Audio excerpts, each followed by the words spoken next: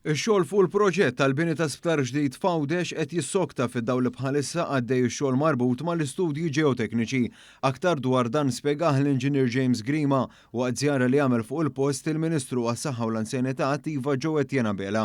Bdejna bl-istudji tekniċi, ġeotekniċi, dan għall-aħħar 15 bdejna nagħmlu l-kors f'locations strateġiċi madwar l-isptar biex nifhmu aktar il-ġeoloġija tal-kampus u bekk kellna l-informazzjoni neċessarja biex nagħmlu d-disinn tal-istruttura tal-isptar. U għannota li l-istess ħarriġ joffri għarfien dwar l-istabilità tal-art, il-kapaċità li ġor it-tabija u l-konsiderazzjoni ta' ambjentali potenzjali.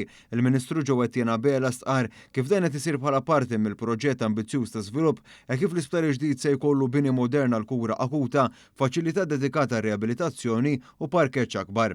Tenna li l-approċċ gradwali għall kostruzzjoni se jiżgura l-kontinwità tas-servizzi mediċinali essenzjali għal matul l-iżvilupp mill-ġdid. Kif qed taraw u tisimgħu warajja għaddej id-drilling din hija parti mill-fażi tal-istudji ġeoloġiċi ġewwa l-kampus tal-isptar ta' Għawdex qed jitħaffru jiġu driljati 8 toqob biex nieħdu samples tal-art li jridu nibnu l-isptar ġdid fuqha. Dan huwa proċess li ħajspiċċa fi żmien 15 oħra.